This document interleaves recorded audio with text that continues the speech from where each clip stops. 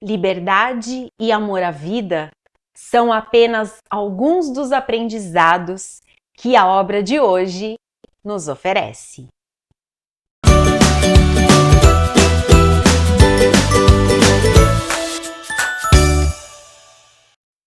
Olá, sejam muito bem-vindos. Este é o Passeio Literário. Eu sou Priscila e hoje eu quero compartilhar com vocês uma leitura que foi uma verdadeira experiência de vida. Estou falando do livro Vida e Proezas, de Alexis Zorbas, do escritor grego Nikos Kazantzakis. Para muitos, ele é considerado o maior escritor do século XX em língua grega. Ele foi indicado 9 vezes ao Prêmio Nobel de Literatura, mas não foi agraciado. Durante a Segunda Guerra Mundial, os alemães e os italianos invadiram a Grécia e a ocupação durou de 1941 a 1944. Nesse período, o autor passou por todas as dificuldades que os territórios ocupados também passaram. Inclusive, eu fiz uma resenha há algumas semanas falando sobre a ocupação alemã também nas ilhas do Canal da Mancha, que estavam sob o domínio da Inglaterra. Eu vou deixar para vocês o link dessa resenha também aqui na descrição, caso você se interesse por essa temática e queira conhecer um pouquinho dessa história. Bem, é durante este período em que o autor e a sua esposa passaram por várias privações que ele escreve este livro. Ele escreveu entre 1941 e 1943. É importante dizer que para algumas pessoas essa leitura pode ser um tanto incômoda pela forma como as mulheres são apresentadas. Sendo criticadas às vezes por algumas atitudes, alguns comportamentos, ou sendo tratadas como menos importantes. Vale destacar que a contextualização existe exatamente para esclarecer essas coisas que nos dias atuais podem nos incomodar numa leitura. Ou seja, apesar de já se falar sobre a igualdade entre homens e mulheres, e inclusive já ter muitas escritoras falando sobre isso, tentando conseguir um espaço digno e justo entre os escritores na literatura mundial, as maiores mudanças que acontecem, elas começam a ser vistas a partir das décadas aí de 1960, 1970. Então, é importante considerar que o período, o momento histórico em que essa obra é composta, o que se retrata ali era a forma que se via a mulher na maior parte dos países. Então, considere isso quando você for ler esta obra, porque este trecho não pode destruir toda a grandeza da obra. Não é possível condenarmos uma obra por conta de uma das partes. Bem, dito isto, é importante dizer para vocês que o autor realmente conheceu um homem cujo sobrenome era Zorbas, e que, segundo ele, foi uma das pessoas que mais influenciaram a sua vida por conta da visão de mundo que apresentou. Se vocês tiverem curiosidade em pesquisar também, na Grécia existe um museu Nikos Kazantzakis, e lá é possível encontrar alguns manuscritos originais, as primeiras obras publicadas pelo autor em grego e em outros idiomas também, bem como as pequenas lembranças que ele foi acumulando ao longo da vida nas várias viagens que ele fazia. Ele era uma pessoa que viajava bastante. É possível fazer essa pesquisa e encontrar algumas coisinhas sobre o Museu do Kazantzakis na Grécia. Bem, a história se passa na ilha de Creta. Quem nos conta é um homem que nós não sabemos o nome, mas ao longo do livro ele é chamado de patrão, vocês já vão entender por quê. Ele é um escritor que vive trancado ali no mundo dos livros, então ele lê bastante, ele escreve bastante, mas é uma pessoa que não conhece outros lugares, outras pessoas, outras formas de se viver. Então, um amigo diz isso para eles: olha, você é um comedor de papel. Até quando você vai ficar nessa vida restrita?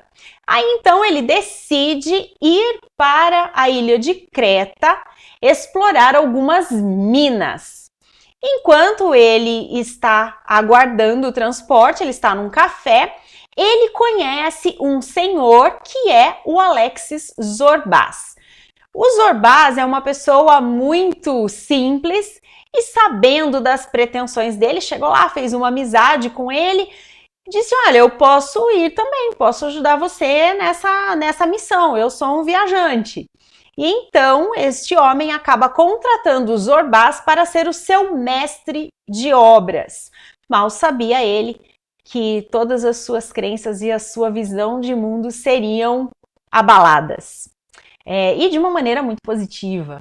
O Zorbas é um homem simples, de linguagem muito simples, e sempre que ele quer dizer alguma coisa que ele não encontra palavras, ele se expressa através da dança. Ele tem uma relação muito íntima com a música, ele carrega sempre um instrumento que é um santir. Este instrumento ele é derivado da harpa, ele tem uma origem persa, e o Zorbas, sempre que está alegre, ele toca o santir.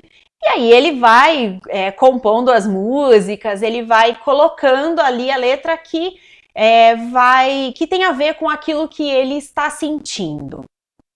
A história toda vai se passar então nesta ilha, enquanto eles estão fazendo toda essa exploração de Minas. O Zorbas, então, ele cuida de toda a obra. Quando ele chega à noite, ele vai fazer o jantar e ele fica instalado num lugar junto com o patrão.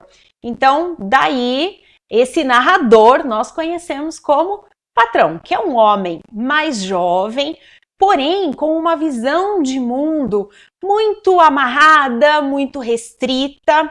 Este livro, ele levanta muitas questões existenciais que eram questões que o próprio autor tinha, que ele mesmo pensava sobre isso e problematizava, buscava respostas em grandes filósofos para tentar compreender. Então, o patrão, ele vai levantando essas questões sobre viver o momento ou planejar o futuro, pensar sobre o hoje ou não, o que é correto, o que não é correto, o que é moral, o que é imoral. E aí, o Zorbas, ele vai apresentando aos poucos a visão de mundo que ele tem. E apesar de ser uma pessoa muito simples, com um vocabulário bastante limitado, ele tem uma consciência da vida muito ampla, muito livre de regras sociais, muito livre de obrigações. Ele é um homem que se apresenta como um homem livre, que faz aquilo que tem sentido. Se não tiver sentido para ele, ele não faz. Ele preza muito pela vida, ele preza muito pela liberdade, claro, respeitando o espaço do outro. O Zorbas não é esse homem que vai atropelando todo mundo apenas para se realizar. Não, tem regras. Tem limites, tem o respeito ao outro, tem o respeito à conduta, às regras da boa convivência social, mas ele é internamente livre. E a história toda, ela tem essa característica de questionar a visão de mundo, questionar o que se entende como amizade, como lealdade, o que é amor à vida, como viver a vida de uma maneira mais leve para não ser necessário temer a morte, que é o caminho de todos nós, mais do que uma leitura, para mim, este livro foi uma experiência de vida. É uma obra que me trouxe muitos aprendizados, é um dos meus livros favoritos, é um livro que merece uma releitura, com certeza. Na verdade, fiz a releitura para trazer esse conteúdo para vocês, mas é uma obra que merece ser lida de tempos em tempos, porque nos coloca a nossa visão de mundo em xeque, a maneira como olhamos para o mundo, para o outro, para nós mesmos, a maneira como decidimos viver a nossa vida, a maneira como decidimos nos relacionar com as pessoas, tudo aquilo que nos prende, nos amarra, nos impede de viver uma vida plena, uma vida feliz. É uma obra riquíssima e se você tiver a oportunidade de ler, pode ser que para você também seja uma grande experiência de vida. Não é um livro que se encontra facilmente. Eu vou deixar na descrição para vocês alguns sites onde vocês podem encontrar, mas a maior chance de encontrar é nos livros usados, em site que vende livros usados. Mas vou deixar aqui para vocês. Se você conhece essa obra, compartilhe conosco. Diga se realmente você teve essa experiência, se você não gostou desta obra, por que você não gostou? Vamos conversar um pouco sobre isso. Conhecer outros pontos de vista sempre nos enriquece, nos ajuda a expandir o nosso próprio olhar para o mundo. Se vocês estão chegando agora, sejam muito bem-vindos. Este é o Passeio Literário. Se você gosta de conteúdos de literatura, convido você a se inscrever no canal. Se você gostou desta dica, convido você a curtir este vídeo, a convidar os seus amigos também para embarcar conosco nesta deliciosa aventura que é a literatura. Eu volto em breve com mais experiências literárias para vocês. Até lá!